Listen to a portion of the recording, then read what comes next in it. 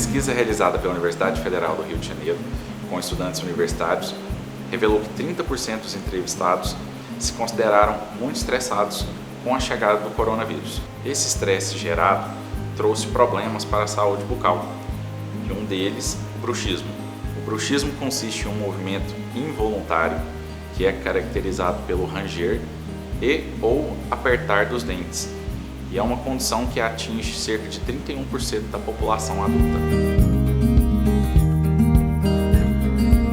O bruxismo pode gerar danos irreversíveis ao dente, e algumas das consequências são desgaste dentário, trincas em esmalte, hipersensibilidade dentária, fratura de restaurações ou até mesmo do próprio dente, dores na musculatura da mastigação e distúrbios na articulação temporomandibular, que pode gerar dores de cabeça ou até mesmo deslocamento da mandíbula.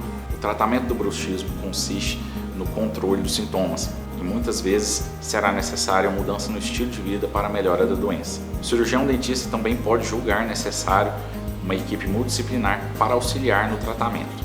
De acordo com a literatura, os tratamentos disponíveis para pacientes com bruxismo são muito variados e vão depender de cada situação. Alguns dos tratamentos disponíveis incluem ajuste na mordida, utilização de placas oclusais, aparelhos específicos, injeção intramuscular de toxina botulínica e medidas para controlar a ansiedade e o estresse. Mas é importante ressaltar que cada caso é um caso, por isso é muito importante procurar um cirurgião dentista e procurar saber qual é a melhor terapia indicada para o seu caso.